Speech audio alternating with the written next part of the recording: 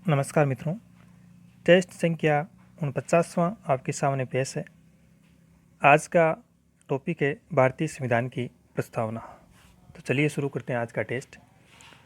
पहला प्रश्न है, निम्न में से कौन सा शब्द भारतीय संविधान की प्रस्तावना में नहीं है? संप्रभुता, समाजवादी, राष्ट्रनिरपेक्ष और लोकतांत्रिक। इन चारों में से कौन सा शब्द भारतीय संविधान की प्रस्तावना में नहीं उल्लेखित है, यह हमें बताना है। तो आप सही विकल्प का चयन कीजिए। तो मित्रों, इस प्रश्न का ऑप्शन नंबर सी सही होगा। राष्ट्रनिरपेक्ष शब्द का भारतीय संविधान की प्रस्तावना में उल्लेख नहीं हुआ है। चलिए नेक्स्ट प्रश्न, प्रश्न संख्या दूसरा। निम्न में से कौन सा कथन सत्य नहीं है, यानी असत्य कथन का हमें चयन करना है। ऑप्शन ए है, भारतीय संविधान के लागू होने की तिथि 26 नवंबर 1949 है। ऑप्शन बी देखिए, धर्मनिरपेक्ष शब्द को 42वें संविधान संशोधन के द्वारा जोड़ा गया था। ऑप्शन सी है, 42वां संविधान संशोधन 1976 में हुआ था। और ऑप्शन डी है, भारतीय संविधान में सामाजिक, आर्थिक व राजनीतिक न्याय को रूसी क्रांति से लिया गया है। तो चारों में से असत्य कथन का चयन करना है। तो मित्रों, इस प्रश्न का ऑप्शन नंबर ए सही होगा। इस प्रश्न का सही उत्तर होगा ऑप्शन नंबर ए। भारतीय संविधान के लागू होने की तिथि 26 नवंबर 1949, ये कथन गलत है। भारतीय संविधान 26 जनवरी 1950 को लागू हुआ था। नेक्स्ट है प्रश्न संख्या तीसरा, देखते हैं। संप्रभु भारत के मामले में कौन सा कथन सही नहीं है? यहाँ भी असत्य कथन का हमें चयन करना है। ऑप्शन ए है, भारत किसी देश पर निर्भर नहीं है। ऑप्शन बी देखिए, भारत किसी अन्य देश का उपनिवेश नहीं है। ऑप्शन सी है, भारत अपने देश का कोई हिस्सा किसी अन्य देश को दे सकता है। और ऑप्शन डी है, भारत अपने आंतरिक मामलों में संयुक्त राष्ट्र की बात मानने को बाध्य है। तो मित्रों, ऑप्शन नंबर डी सही होगा इस प्रश्न का सही उत्तर। भारत अपने आंतरिक मामलों में संयुक्त राष्ट्र की बात मानने को बाध्य है। आंतरिक मामलों में संयुक्त राष्ट्र की बात मानने को बाध्य है, ऐसा कुछ नहीं है। तो इस प्रश्न का सही उत्तर ऑप्शन नंबर डी होगा। यह कथन असत्य है। नेक्स्ट है प्रश्न संख्या चौथा, देखिए। के एम मुंशी का संबंध किससे है? के एम मुंशी का संबंध किससे है? संविधान की प्रारूप समिति से, प्रस्तावना समिति से, लोकलेखा समिति से, या निम्न में से कोई नहीं। तो इस प्रश्न का ऑप्शन नंबर ए सही होगा। के एम मुंशी का संबंध संविधान की प्रारूप समिति से है। नेक्स्ट है प्रश्न संख्या 5वां। बेरूबाड़ी मामला किस वर्ष से संबंधित है? बेरूबाड़ी मामला किस वर्ष से संबंधित है? 1972, 1976, 1970 या 1960? इस प्रश्न का ऑप्शन नंबर डी सही उत्तर होगा 1960। नेक्स्ट है प्रश्न संख्या 6। निम्न में से धर्मनिरपेक्ष का सही अर्थ क्या है? धर्मनिरपेक्ष का सही अर्थ क्या है? ऑप्शन ए, सभी धर्म समान है और उन्हें सरकार का समर्थन प्राप्त है। ऑप्शन बी, राष्ट्र धर्म का विशेष महत्व है। ऑप्शन सी, सरकार द्वारा किसी एक धर्म को संरक्षण देना। और ऑप्शन डी है, निम्न में से कोई नहीं। तो चारों में से सही विकल्प का चयन कीजिए। धर्मनिरपेक्ष का सही अर्थ क्या है?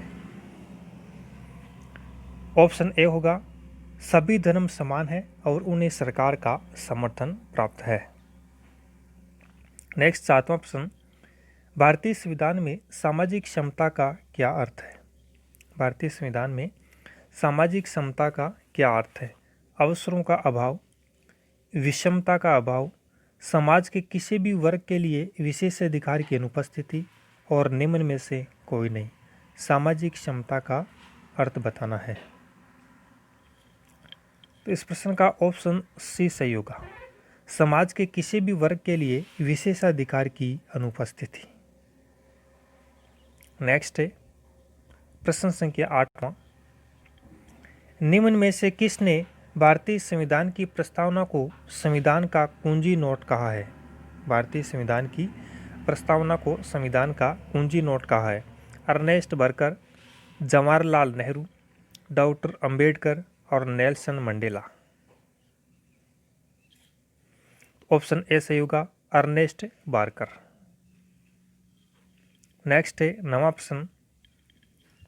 निम्न में से कौन सा कथन सत्य है? सत्य कथन का चयन करना है।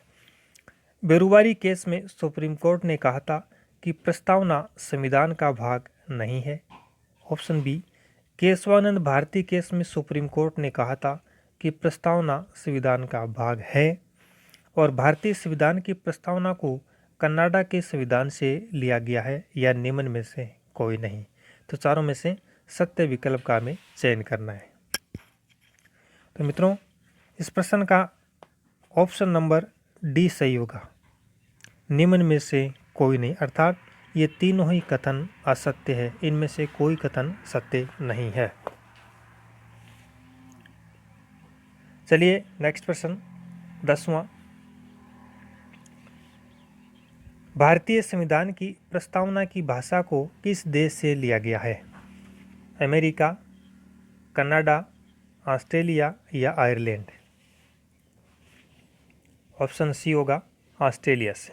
प्रस्तावना की भाषा को ऑस्ट्रेलिया देश से लिया गया है। नेक्स्ट है 11वां प्रश्न। भारतीय संविधान के किस भाग को उसकी आत्मा की व्याख्या प्रदान की गई है? प्रस्तावना, मौलिक अधिकार, नीति निर्देशक तत्व या संविधान के सभी अनुच्छेद? संविधान की आत्मा। तो इस प्रश्न का ऑप्शन ए सही होगा, प्रस्तावना को। नेक्स्ट है प्रश्न संख्या 12। संविधान निर्माताओं ने किस पर विशेष ध्यान दिया था?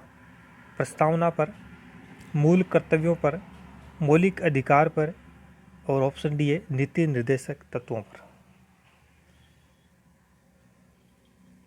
ऑप्शन ए सही होगा, प्रस्तावना पर। संविधान निर्माताओं ने प्रस्तावना पर, यानी भारत की प्रस्तावना पर ये विशेष ध्यान दिया था। संविधान की जो प्रस्तावना है उस पर विशेष ध्यान दिया। नेक्स्ट है प्रश्न संख्या 13। भारत में जनप्रिय संप्रभुता है क्योंकि भारत के संविधान की प्रस्तावना शुरू होती है इन शब्दों से। वे कौन से शब्द है जिनसे भारत के संविधान की प्रस्तावना शुरू होती है? लोकतांत्रिक भारत, लोक गणराज्य, लोक प्रभुसत्ता और हम भारत के लोग। सीधा सा प्रश्न है, ऑप्शन डी होगा, हम भारत के लोग। इन शब्दों से भारतीय संविधान की प्रस्तावना शुरू होती है। नेक्स्ट प्रश्न संख्या 14। भारत को गणतंत्र क्यों कहा जाता है? भारत को गणतंत्र क्यों कहा जाता है? ऑप्शन ए है, इसकी विधानमंडलों की अधिकतम संख्या जनता द्वारा प्रत्यक्ष चुनी जाती है। ऑप्शन बी है, यह राज्यों का एक संघ है। ऑप्शन सी है, भारतीय नागरिक मूलभूत अधिकारों का उपयोग करती है। और ऑप्शन डी है, यहाँ राज्य का प्रमुख निर्धारित अवधि के लिए निर्वाचित होता है। तो चारों में से कौन सा विकल्प यहाँ पे सही उत्तर होगा? विचार कीजिए। तो मित्रों, इस प्रश्न का ऑप्शन डी सही होगा। यहाँ राज्य का प्रमुख निर्धारित अवधि के लिए निर्वाचित होता है, इसलिए भारत को गणतंत्र कहा जाता है। नेक्स्ट है 15वां प्रश्न। धर्म निरपेक्षता का अर्थ है। धर्म निरपेक्षता का अर्थ है। ऑप्शन ए, राज्य सरकार सभी धर्म के खिलाफ। ऑप्शन बी, राज्य सरकार द्वारा एक धर्म को स्वीकार। और ऑप्शन सी है, राज्य सरकार द्वारा किसी धर्म को स्वीकार नहीं करना। और ऑप्शन डी है, इनमें से कोई नहीं। तो बताइए मित्रों, धर्म निरपेक्षता का क्या अर्थ है? ऑप्शन सी सही होगा, राज्य सरकार द्वारा किसी धर्म को स्वीकार नहीं करना। बढ़ते हैं अगले प्रश्न की ओर। प्रश्न संख्या 16। भारत एक धर्मनिरपेक्ष राज्य है, इसका मतलब है कि भारतीय राज्य। ऑप्शन ए देखिए, धर्म विरोधी नागरिकों का समर्थन करता है। ऑप्शन बी है, बहुसंख्यक समुदाय के धर्म का समर्थन करता है। ऑप्शन सी है, अल्पसंख्यक समुदाय के धर्म का समर्थन करता है। और ऑप्शन डी है, किसी निश्चित धर्म का समर्थन नहीं करता है। इस प्रश्न का ऑप्शन नंबर डी सही उत्तर होगा, किसी निश्चित धर्म का समर्थन नहीं करता है। नेक्स्ट है प्रश्न संख्या 17। निम्नलिखित में से वे दो शब्द कौन से हैं? निम्नलिखित में से वे दो शब्द कौन से हैं जिनका समावेश 42वें संविधान संशोधन द्वारा संविधान की उद्देशिका अर्थात प्रस्तावना में किया गया था? धर्मनिरपेक्ष एवं लोकतांत्रिक, प्रभुत्व संपन्न या लोकतांत्रिक, समाजवादी या धर्मनिरपेक्ष, और धर्मनिरपेक्ष तथा गणतंत्र। कौन से दो शब्द हैं जिनका 42वें संविधान संशोधन द्वारा संविधान की उद्देशिका में समावेश किया गया था? तो इस प्रश्न का ऑप्शन सी सही होगा, समाजवादी और धर्मनिरपेक्ष दो शब्दों को 42वें संविधान संशोधन द्वारा प्रस्तावना में शामिल किया गया। नेक्स्ट है प्रश्न संख्या 19वां। भारतीय संविधान की प्रस्तावना में भारत को किस रूप में घोषित किया गया है? भारत की संविधान की प्रस्तावना में भारत देश को किस रूप में घोषित किया गया है? एक सार्वभौमिक प्रजातांत्रिक गणतंत्र, एक समाजवादी प्रजातांत्रिक गणतंत्र, एक प्रभुत्व संपन्न समाजवादी धर्मनिरपेक्ष प्रजातांत्रिक गणराज्य, या इनमें से कोई नहीं। सी होगा, एक प्रभुत्व संपन्न समाजवादी धर्मनिरपेक्ष प्रजातांत्रिक गणराज्य। नेक्स्ट है प्रश्न संख्या 19वां। भारत एक गणतंत्र है, इसका अर्थ है सभी मामलों में अंतिम अधिकार जनता के पास है। भारत में संसदीय शासन व्यवस्था है। भारत में वंशानुगत शासक नहीं है और भारत राज्यों का एक संघ है।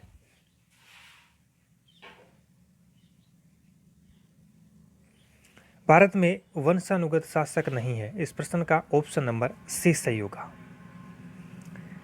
नेक्स्ट है आज के टेस्ट का अंतिम प्रश्न 20वां। निम्नलिखित में से कौन सा शब्द भारत के संविधान की उद्देशिका में शामिल नहीं है? समाजवादी, पंथ निरपेक्ष, प्रभुत्व संपन्न और लोक कल्याण। चारों में से कौन सा शब्द संविधान की प्रस्तावना में नहीं है? तो मित्रों इस प्रश्न का ऑप्शन नंबर डी सही होगा, लोक कल्याण शब्द संविधान की उद्देशिका में शामिल नहीं है। तो मित्रों ये थे भारत की संविधान प्रस्तावना पर कुल 20 प्रश्न। धन्यवाद।